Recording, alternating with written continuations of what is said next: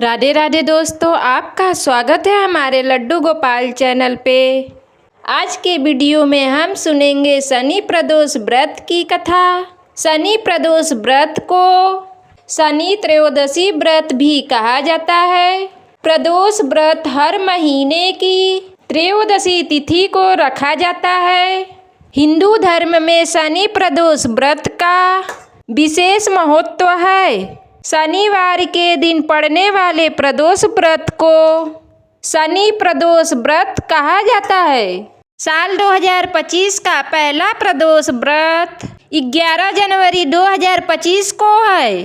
प्रदोष व्रत भगवान शिव और शनिवार का दिन शनि देव को समर्पित है। मान्यता है कि शनि प्रदोष व्रत में भगवान शिव, माता पार्वती व शनि देव की पूजा करने से जीवन में सुख समृद्धि आती है, परेशानियों से छुटकारा मिलता है। शनि प्रदोष व्रत के दिन शिव पूजन के दिन व्रत कथा का पाठ किया जाता है। चलिए सुनते हैं शनि प्रदोष व्रत की कथा। गंगाचार्य ने कहा, हे महामते, आपने शिव शंकर प्रसन्नता हेतु समस्त प्रदोष व्रतों का वर्णन किया। अब हम शनि प्रदोष विधि सुनने की इच्छा रखते हैं, सो कृपा करके सुनाइए। तब सूत जी बोले, हे ऋषि, निश्चयात्मक रूप से आपका शिव पार्वती के चरणों में अत्यंत प्रेम है। मैं आपको शनि प्रदोष व्रत की विधि बताता हूँ, सो ध्यान से सुनो। एक निर्धन ब्राह्मण की स्त्री दरिद्रता से दुखी हो शांडिल्य ऋषि के पास जाकर बोली, हे महामुनि, मैं अत्यंत दुखी हूँ, दुख निवारण का उपाय बताइए। मेरे दोनों पुत्र आपकी शरण में हैं। मेरे ज्येष्ठ पुत्र का नाम धर्म है, जो कि एक राजपूत है, और लघु पुत्र का नाम सूचिव्रत है। अतः हम दरिद्र हैं, आप ही हमारा उद्धार कर सकते हैं। इतनी बात सुन ऋषि ने शिव प्रदोष व्रत करने को कहा। तीनों प्राणी प्रदोष व्रत करने लगे। कुछ समय पश्चात प्रदोष व्रत आया। तब तीनों ने व्रत का संकल्प लिया।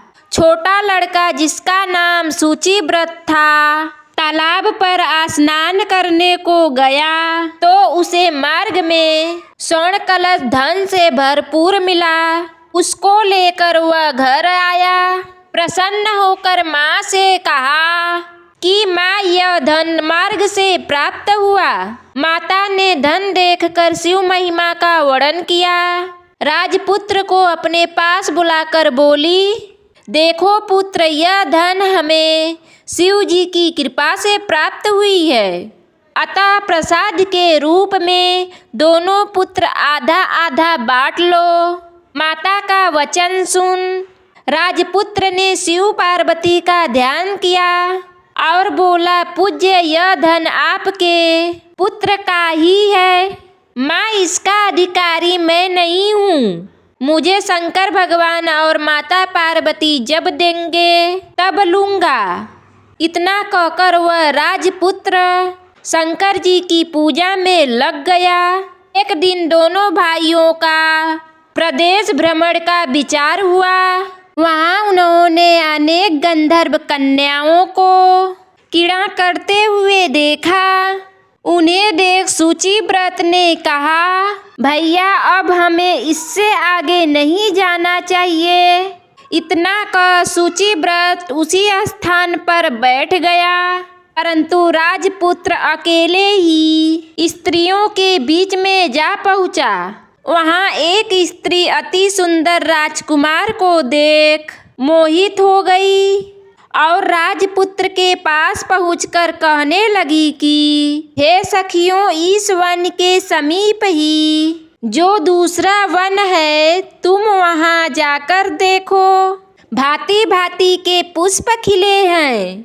बड़ा सुहावना समय है। उसकी शोभा देखकर आओ। मैं यहाँ बैठी हूँ, मेरे पैर में बहुत पीड़ा है। ये सुन सभी सखियाँ दूसरे वन में चली गईं। वह अकेली सुंदर राजकुमार की ओर देखती रही। इधर राजकुमार भी कामुक दृष्टि से निहारने लगा। युक्ति बोली, आप कहाँ रहते हैं? वन में कैसे पधारे? किस राजा के पुत्र हैं? क्या नाम है? राजकुमार बोला, मैं विदर्भ नरेश का पुत्र हूँ। आप अपना परिचय दें। युक्ति बोली, मैं बिंद्रबिक नाम गंधर्व की पुत्री हूँ। मेरा नाम असुमति है। मैंने आपकी मन स्थिति को जान लिया है कि आप मुझ पर मोहित हैं। विधाता ने हमारा तुम्हारा संयोग मिलाया है। युक्ति ने मोतियों का हार राजकुमार के गले डाल दिया। राजकुमार हार को स्वीकार करते हुए बोला कि हे भद्रे, मैं आपका प्रोमो उपहार स्वीकार करता हूँ, लेकिन मैं निर्धन हूँ। राजकुमार के इन वचनों को सुनकर गंधर्व कन्या बोली कि मैं जैसा कह चुकी हूँ वैसा ही करूँगी। अब आप अपने घर को जाए। इतना कहकर वह गंधर्व कन्या सखियों से जा मिली। घर जाकर राजकुमार ने सूचिव्रत को सारा वृतांत कह सुनाया। जब तीसरा दिन आया, वह राजकुमार सूचिव्रत को लेकर उसी वन में जा पहुंचा। वहीं गंधर्व राजा अपनी कन्या को लेकर उसी वन में जा पहुंचा। इन दोनों राजकुमार को देख आसन दे कहा कि मैं कैलाश पर गया था। वहाँ शंकर जी ने मुझे कहा कि धर्मगुप्त नाम का राजकुमार है, जो इस समय राज्य विहीन निर्धन है, मेरा परम भक्त है। हे गंधर्वराज, तुम उसकी सहायता करो। मैं महादेव की आज्ञा से इस कन्या को आपके पास लाया हूँ। आप इसका निर्वाह करें। मैं आपकी सहायता कर आपको राजगद्दी पर बिठा दूंगा। इस प्रकार गंधर्वराज ने कन्या का विधिवत विवाह कर दिया।